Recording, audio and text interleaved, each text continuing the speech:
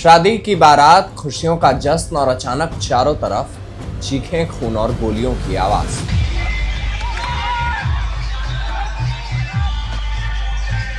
क्या ग्रेटर नोएडा जैसे शहरी इलाके में भी कानून का राज खत्म हो चुका है? जो हुआ वो सिर्फ एक हमला नहीं, उत्तर प्रदेश की कानून व्यवस्था पर एक सीधा सवाल है। नमस्कार, आप देख रहे हैं सत्य भारत टाइम्स और मैं हूं आपके साथ विरूपाक्ष कौंडिल्य। तारीख थी 23 जनवरी 2026। जगह थी ग्रेटर नोएडा का दादर इलाका। रामपुर फतेहपुर गांव में एक शादी हो रही थी। बारात जगनपुर गांव से चली थी। रिश्तेदार, दोस्त, परिवार सब खुशियां मनाने आए थे, लेकिन शाम 7 बजते बजते ये खुशी का माहौल दहशत में बदल गया। 30 से 40 हथियारबंद दबंग 6 गाड़ियों में सवार होकर पहुंचे, हाथों में लाठी, डंडे, कुल्हाड़ियां और बंदूकें।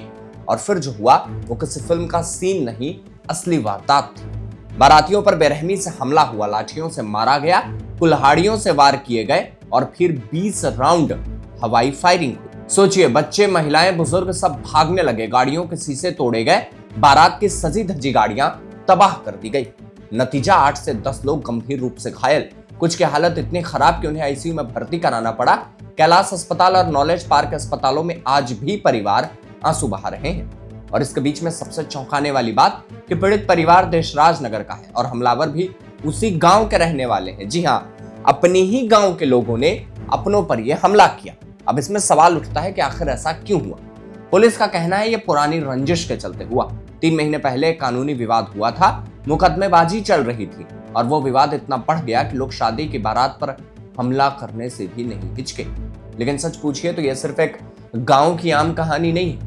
उत्तर प्रदेश के गांव में पुरानी रंजिशें, जमीन के झगड़े, जातिगत तनाव, ये सब एक जहर की तरह फैल रहे हैं। और जब कानून व्यवस्था कमजोर पड़ती है तो ये जहर खुशियों को भी बर्बाद कर देता है।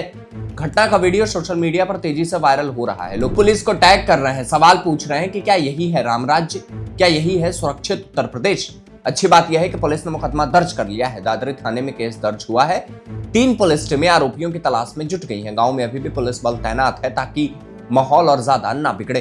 लेकिन सवाल यह है कि क्या सिर्फ केस दर्ज करने से काम चलेगा?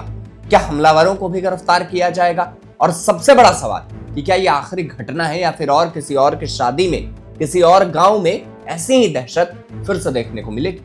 दरअसल शादी सिर्फ 2 लोगों का मिलन नहीं होता, ये 2 परिवारों की खुशियों का त्योहार होता है। लेकिन जब हमारे समाज में रंजिशें इतनी गहरी हो जाएं कि लोग इन खुशियों को भी निशाना बना दें, तो समझ लीजिए कि हम कहीं ना कहीं समाज के तौर पर असफल हो रहे हैं। सवाल सिर्फ कानून व्यवस्था का नहीं है, सवाल हमारी सोच का भी है, हमारी प्राथमिकताओं का भी है कि क्या हम कभी अपनी पुरानी दुश्मनियों को भूल नहीं सकते? क्या हम अपने बच्चों को एक सुरक्षित, शांतिपूर्ण समाज नहीं दे सकते?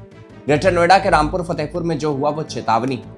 अगर हम अभी भी नहीं जागे तो कल किसी और के घर में भी खुशियां यूं ही खून में डूब सकती हैं। इन खबरों पर बाकी अपडेट्स के लिए आप बने रहे हमारे साथ और देखते रहे सत्य भारत टाइम्स।